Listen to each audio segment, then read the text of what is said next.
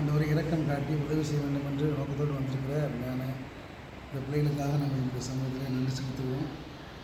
ஆண்டவரை இரக்கம் உள்ளவர்கள் பாக்கியவான்கள், அவர்கள் இரக்கம் பெறுவார்கள் என்று சொல்ல வார்த்தை அந்த உண்மையை நீதியில் காட்டின அந்த இறக்கத்தை ஆண்டவரை அவனுடைய வார்த்தையின்படி பார்க்கலாம். அதன் தொடர்ந்து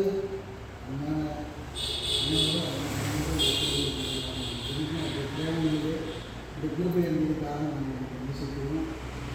அதை தொடர்ந்து அவருடைய உயிர்ப்பியான நெடுகிலும் இந்த கிருபை இந்த பாதுகாவல் அவர்கள் ஜெபிக்கணும். அவருடைய இந்த இடத்துல வந்து எல்லோருக்கும் உதவியை செய்து திரும்பமாக அவர் சந்தோஷமாய் சமாதானமாய் மனமகிழ்ச்சியாய் தங்களுடைய நிலைகளுக்கு போய் சேர்வதற்கு நாங்கள் உதவி செய்து ஜெபிக்கணும். அவர்களையும் அவருடைய திருமணங்களையும் அவருடைய உத்தரவு உறவுகளையும் நாங்கள் இங்கே ஆசீர்வதிக்கும்படியாக ஜெபிக்கணும். திருச்சி விசுவாசப்படுவதற்காக ஜெபிக்கணும். அவர்களையும் நாங்கள் ஆசீர்வதிக்க ஜெபிக்கணும். ஆன்சாருக்காக நாங்கள் ஜெபிக்கணும்னாலே அவர்களோ நாங்களே இந்த காரியங்களில் ஈடுபடுத்துவதற்காக நாங்கள் நினைச்சிருக்கிறோம்.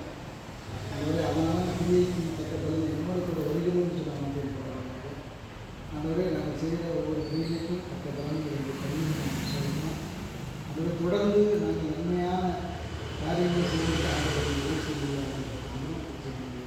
போவதற்காக அப்படிங்கிறதுக்காக போவதற்காக ஜெபிக்கணும்.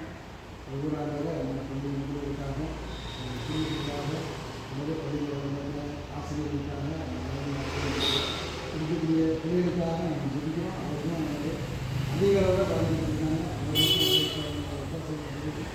ஆண்டவரை படிப்பதற்காக நம்ம ஜெபிக்கிறோம்.